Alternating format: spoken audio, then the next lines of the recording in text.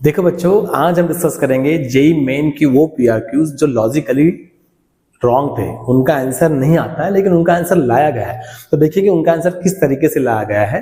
अब देखिए आज का पहला पीआरक्यू हमारा जेई मेन 2023 का पीआरक्यू। अब ये पीआरक्यू क्या कहता है, let alpha and beta be real numbers, consider 3/3 matrix A such that A square is equals to and A to the power 4 is equals to 10. What is the value of alpha और beta क्या होगा। ये JEE main का सवाल है, मतलब आपको alpha का वैल्यू पता सही होगा या फिर बीटा का वैल्यू सही होगा। अब देखिएगा ये क्या कह रहा है, लॉजिकली रॉन्ग कैसा देखते हैं पहले हम लोग इसे। अब ये कह रहा है कंसीडर 3/3 मैट्रिक्स A। अब इन्होंने 3/3 मैट्रिक्स A हमें कंसीडर करने के लिए कहा गया है, तो हम लोग लेट लेते हैं। लेट हम लोग A को कर देते हैं I, क्योंकि I भी क्या है 3/3 मैट्रिक्स है। देन अब A स्क्वायर क्या दिया आपको, 10 A square is equal to क्या है 3A plus alpha times I। अब A कितना है, I है, तो ये हो गया I स्क्वायर, ये हो गया 3A अल्फा टाइम्स I। अब I स्क्वायर कितना होता है बच्चों, I होता है, ये हो गया 3A अल्फा टाइम्स I, तो ये हो गया -2I is equal to alpha times I। Therefore alpha का वैल्यू क्या आ गया, -2 आ गया। मतलब यहाँ पर अल्फा का वैल्यू -2 नहीं दिया है। चलो अब बीटा के बारे में बात करते हैं। अब बीटा हमें कैसे निकालना है। अब हमें दिया गया है a का power 4 is equal to 21A plus beta I। अब a कितना है आपका, I है, a कितना है आपका, I है। ओके, I का पावर 4 कितना मिलता है बच्चों, I मिलता है, और ये हो गया 21I प्लस बीटा I। इधर आ गया तो ये कितना मिला, -20I is equal to beta I। Therefore beta कितना हो गया आपका, बीटा हो गया आपका -20। तो ना ही अल्फा का वैल्यू -2 दिया है, ना ही बीटा का वैल्यू -20 दिया है। मतलब ये क्वेश्चन क्या होगा, लॉजिकली क्या होगा, ये क्वेश्चन रॉन्ग हो गया। अगर ये कंडीशन सेटिस्फाइड हो रही है तो ये हर 3/3 मैट्रिक्स के लिए सेटिस्फाइड होना चाहिए। यस, मतलब ये I के लिए भी सेटिस्फाइड होना चाहिए था।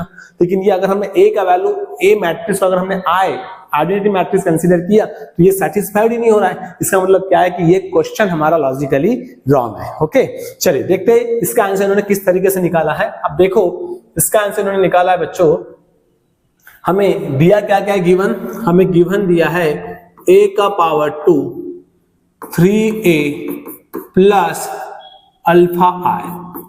ओके, और हमें क्या गिवन दिया है, and A to the power 4 21A plus beta. ये दोनों हमें इक्वेशन दी है और हमें अल्फा और बीटा का वैल्यू पता करना है। अब देखो A स्क्वायर है, A का पावर 4 है, तो हम लोग क्या करते हैं, हम लोग कर देते हैं इसका स्क्वायर, हम लोग इसका स्क्वायर कर देते हैं। तो A का पावर 2 उसका पावर 2, मतलब ये क्या बन जाएगा, A का पावर 4 बन जाएगा, A प्लस B का होल स्क्वायर। अब A और I है तो यहाँ पर AI और I दोनों क्या है, कम्यूटेटिव मैट्रिक्स बन जाएंगे, क्योंकि A इंटू I करोगे आप, A इंटू I करो या फिर I इंटू A करो, ये दोनों क्या बन जाएंगे, कम्यूटेटिव मैट्रिक्स बन जाएंगे। तो हम लोग डायरेक्ट यहाँ पर A plus B whole square formula लगा सकते हैं। तो ये क्या मिलेगा, 9A square plus 3 alpha into A into I, A बनेगा, और ये कितना मिलेगा, अल्फा स्क्वायर I स्क्वायर। अगर लिखना हो तो आप ऐसा लिख सकते हो।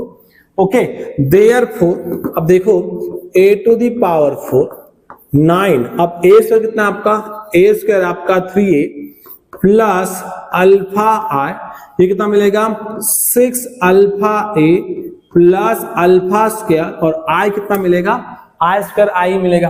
अब A का पावर 4 कितना आपका, A का पावर 4 है बच्चा आपका 21A plus beta I is equal to, ये कितना मिलेगा 9 इंटू 3 27A, ये मिलेगा 9 अल्फा I, ये होगा 6 alpha A plus alpha square I। तो यहां से देखो क्या हो गया, अगर हम बात करें तो ये हो गया 21A plus beta I is equal to, अब यहां से देखो ये यहां से A कॉमन, यहां से A कॉमन, ये कितना आ गया 27 प्लस 6 अल्फा इंटू A, और यहां से देखो यहां से I कॉमन, यस यहां से क्या आ गया आपका I कॉमन आ गया। ओके बच्चों, देख कितना मिला, plus 9 alpha plus alpha square into I. अब करस्पॉन्डिंग कोएफिशिएंट कंपैरिजन कर लीजिएगा, तो देयरफॉर ये कितना मिलेगा हमें, ये मिलेगा हमें 21, तो 27 plus 6 alpha is equal to 21, और ये हमें कितना मिलेगा 9 अल्फा प्लस अल्फा स्क्वायर, कितना आ गया बच्चों हमारा बीटा आ गया। अगर हमने इसे सॉल्व किए तो 6 अल्फा कितना आएगा -6 आएगा, तो अल्फा का वैल्यू क्या आ गया, अल्फा का वैल्यू आ गया आपका -1।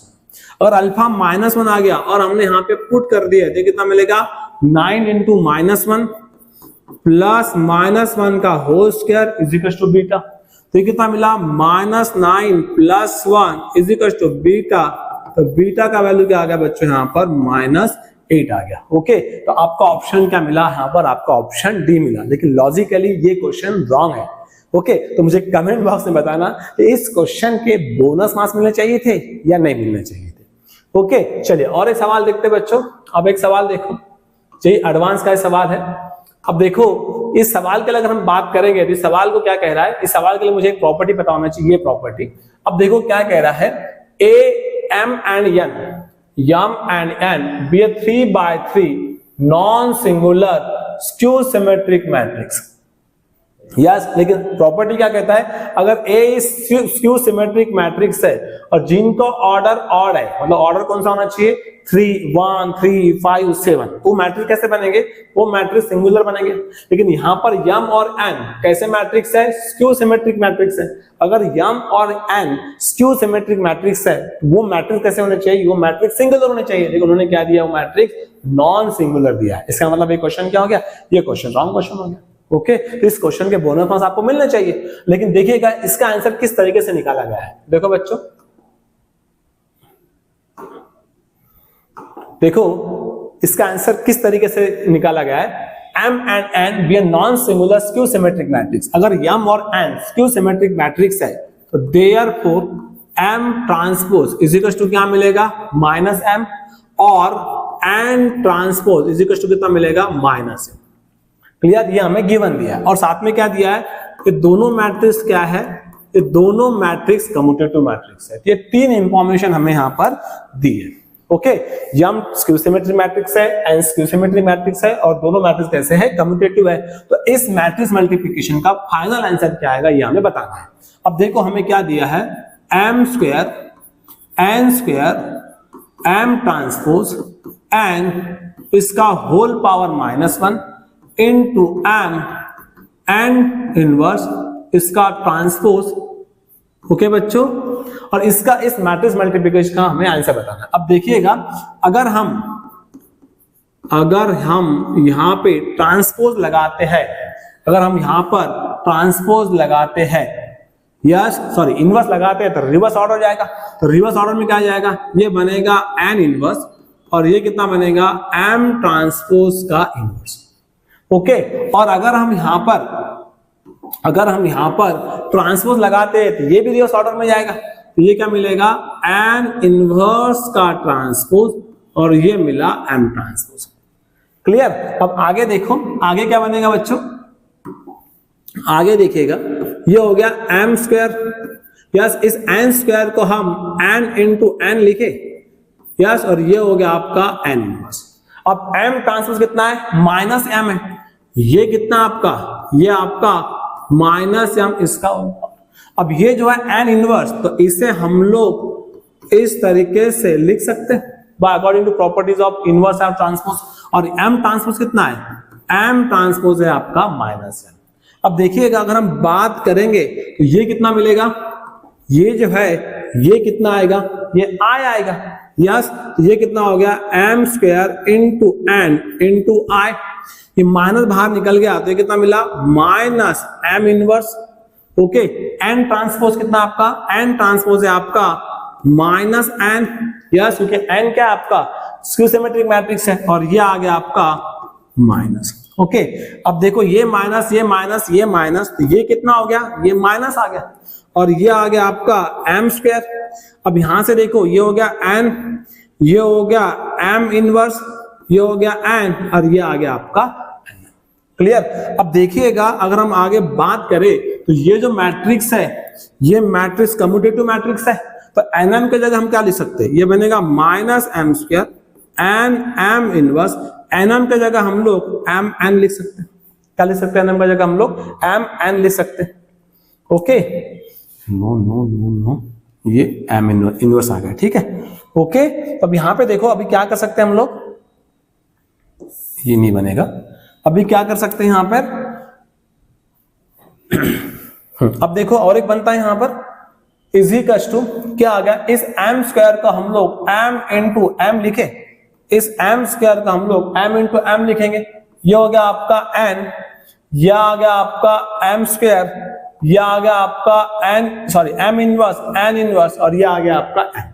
अब देखो अब आपको यहां पर ये क्या दिया है, कम्यूटेटिव मैट्रिक्स दिया है, तो एम एन को अगर हम बात करें तो एम एन को हम लोग एन इंटू एम लिख सकते हैं, और ये कितना आ गया आपका एम इनवर्स, ये आ गया एन इनवर्स, और ये आ गया आपका एन। अब देखो यहां पर ये जो दिया है क्या ये हमारा आई है, ये हमारा आई है, तो ये मैट्रिक्स कितना हमारा आई इंटू दिस कोई बनने वाला है, तो इज इक्वल टू क्या आएगा minus M N into N inverse into M. अब ये भी क्या है, ये भी आपका क्या है, ये भी आपका आई है, तो आई इंटू दिस वो वही बनने वाला है, तो बना माइनस एम इंटू एम, तो आपका आंसर कितना आ गया बच्चों, माइनस एम स्क्वायर आ गया। क्लियर, तो योर ऑप्शन सी। लेकिन ये लॉजिकली रॉन्ग क्वेश्चन है। यस, दोनों क्वेश्चन जो देखे, एक हमने एडवांस का क्वेश्चन देखा और एक जेईई में रिसेंटली पूछा हुआ सवाल देखा, दोनों क्वेश्चन लॉजिकली रॉन्ग थे। तो मुझे कमेंट बॉक्स में बताइए इस क्वेश्चन के बोनस मार्क्स मिलने चाहिए या फिर नहीं मिलने चाहिए। थैंक यू बच्चों।